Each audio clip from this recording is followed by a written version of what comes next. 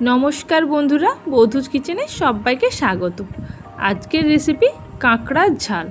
काँकड़ार झाल खूब सहजे कयेकटा सिम्पल इनग्रेडिएंट्स दिए किभाबे बानानो जाए ता चलुन देखे निई। आजकेर रेसिपि आमी बानाबो ना, आजके आमार शाशुड़ी मा बानाबे।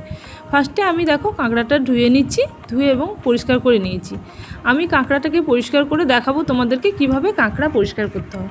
देखो এইভাবে ধুয়ে নেওয়ার পরে ভালো করে ধুয়ে নিয়ে দাঁড়াগুলোকে ভেঙে নিয়েছি। এরপরে দেখো এরকম একটা ভারী ধরনের কিছু নিতে হবে, শিল নোড়াও নিয়ে করতে পারো এটা। আমি একটা হামাদিস্তা লোহা নিয়েছি, এটা দিয়ে আমি একটুখানি চাপ দিয়ে এটাকে ভেঙে নিলাম হালকা করে, দিয়ে এটাকে ছাড়িয়ে নিচ্ছি। এরকমভাবে দেখবে হাত দিয়ে চাপলেই কিন্তু এটা খুলে আসবে ভালোভাবে।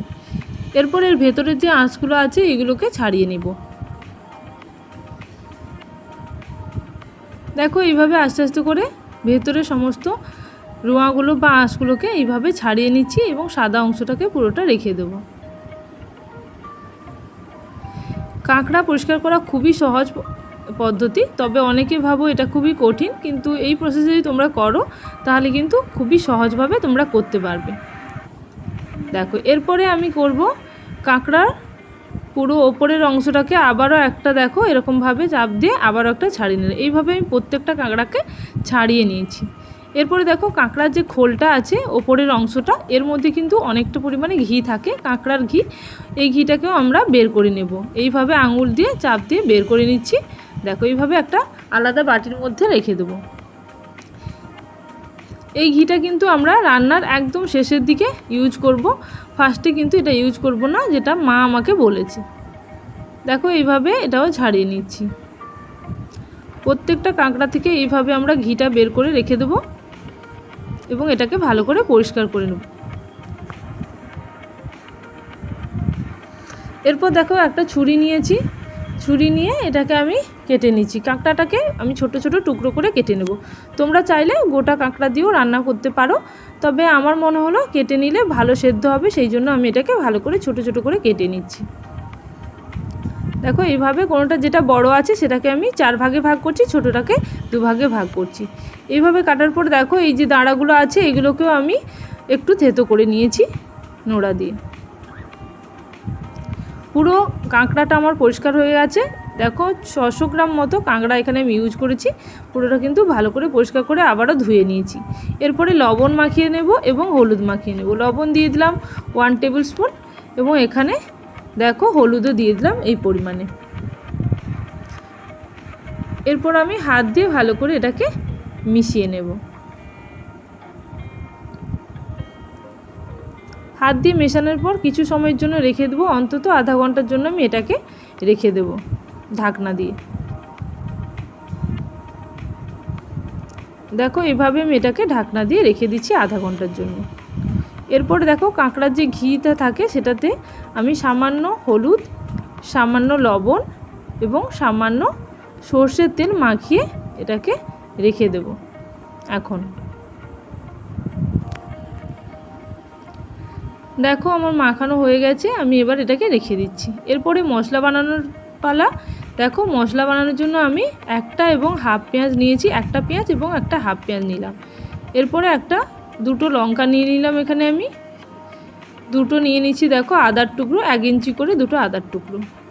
এরপরে জিরে নিয়ে নেব 1 টেবিল স্পুন। এটা নিয়ে আমি একটা মিহি পেস্ট বানিয়ে রাখবো। এরপরে পুরো রান্নাটা মা করবে। দেখো মা কীভাবে এই কাঁকড়া রেসিপিটা বানাচ্ছে।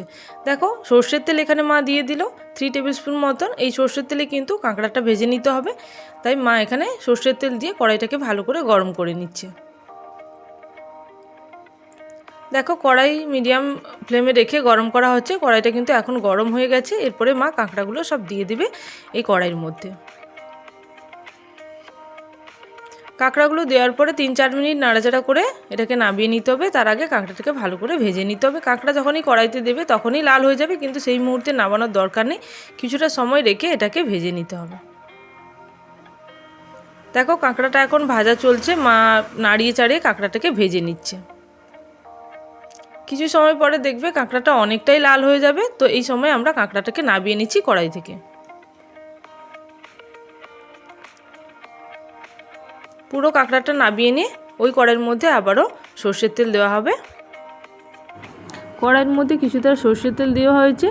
এরপরে দেখো সামান্য লবণ দিয়ে দেওয়া হয়েছে। মা এখানে চিনির বদলে লবণ ইউজ করে, মা এটা সবসময় ইউজ করে। মার ধারণা যে চিনি যেরকম দিলে লাল হয়ে যায়, যেহেতু মা বাবার সুগার আছে সেই জন্য মা কিন্তু এখানে চিনির বদলে লবণটা ইউজ করে। তো এটা দেওয়ার পরে কিন্তু আবারও মা ভালো করে একটু নাড়িয়ে চাড়িয়ে নিচ্ছে। মা বলছে যে এটা লাল হওয়া পর্যন্ত কিন্তু নাড়িয়ে চাড়িয়ে নিতে হবে। এরপরে মা মশলাগুলো অ্যাড করবে। দেখো এরপরে বাটা মশলা, পেঁয়াজ এবং আদা আর জিরের যে বাটাটা ছিল, কাঁচা লঙ্কা জিরে বাটা ছিল, সেই বাটাটা মা অ্যাড করলো এর মধ্যে। অ্যাড করার পরে আবারও মশলাটাকে ভালো করে নাড়িয়ে চাড়িয়ে কষিয়ে নিচ্ছে। দেখো তেলের মধ্যে মশলাটা পড়ার পরে কালারটা দেখো আস্তে আস্তে করে ফুটছে। এর মধ্যে মা লঙ্কার গুঁড়ি ইউজ করবে। দেখো মশলাটা এখনও কষানো চলছে, কারণ মশলাটা খুবই স্লো ফ্লেমে কষাতে হবে। এইভাবে মশলাটাকে কষিয়ে নিয়ে তারপরে বাকি যে ইনগ্রিডিয়েন্টসগুলো আছে সেগুলোকে অ্যাড করা হবে। দেখে নাও এইভাবে মশলাটা কষাচ্ছে যখন, তখন দেখো সাইড থেকে তেল ছেড়ে আসছে, তার মধ্যে মা লঙ্কার গুঁড়ি অ্যাড করে দিল।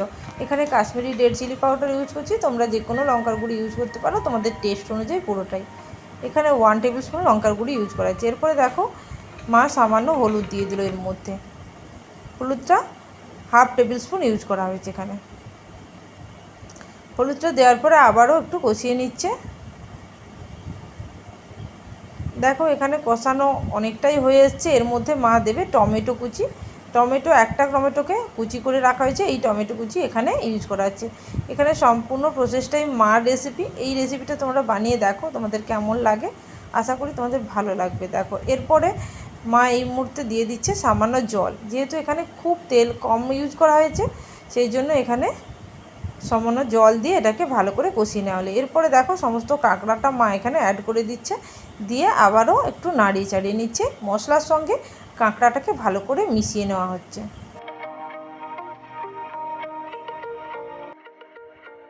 দেখো এখানে মা কতটা কম মশলা ইউজ করছে। আমি যতটা মশলা ইউজ নিয়েছিলাম তার কিন্তু হাফ নিয়েছে মা এখানে। তোমরা তাহলে এখানে কিন্তু 600 গ্রাম কাঁকড়ার জন্য তোমরা একটা পেঁয়াজ ইউজ করতে পারো, একটা পেঁয়াজ এখানে নিতে পারো, মানে হাফ মশলা নিতে পারো। এর মধ্যে দেখো মা এখানে জল ইউজ করে দিল। এখানে মা গরম জল রেখেছিল, গরম জলটাকে কিন্তু এখানে দিয়ে দিল। দেখো 3 কাপ মতো গরম জল দিয়ে এরপরে চিনিটা এখানে অ্যাড করছি। চিনিটা দেওয়ার পরে একটু আবারও নাড়িয়ে চাড়িয়ে নিচ্ছে। চিনিটা একদমই টেস্ট অনুযায়ী তোমাদের। এরপর দেখো সামান্য লবণও এখানে মা অ্যাড করছে। এরপরে একটা ঢাকনা লাগিয়ে মা কিন্তু এটাকে অনেকটা সময় ফুটিয়ে নেবে। এটা এই সময় ফ্লেমটা কিন্তু হাই থাকবে। তারপরে দেখো মা একবার ঢাকনা খুলে দেখে নিল।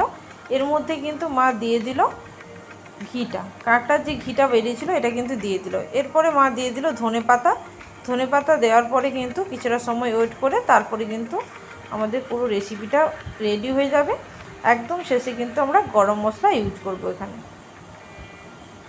দেখো ঝোলটা আমার একদম ফুটে উঠছে এবং ধনেপাতাগুলো সেদ্ধ হয়ে গেছে। আবারও মা একটু খুন্তি দিয়ে নাড়ি চাড়িয়ে নিচ্ছে।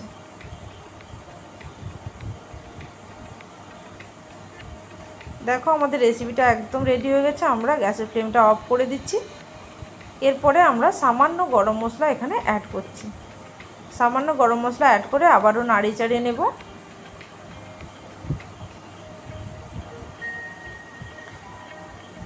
দেখো আমাদের রেসিপিটা একদম রেডি হয়ে গেছে। মা এটাকে সার্ভ করে দিচ্ছে একটা বোলের মধ্যে।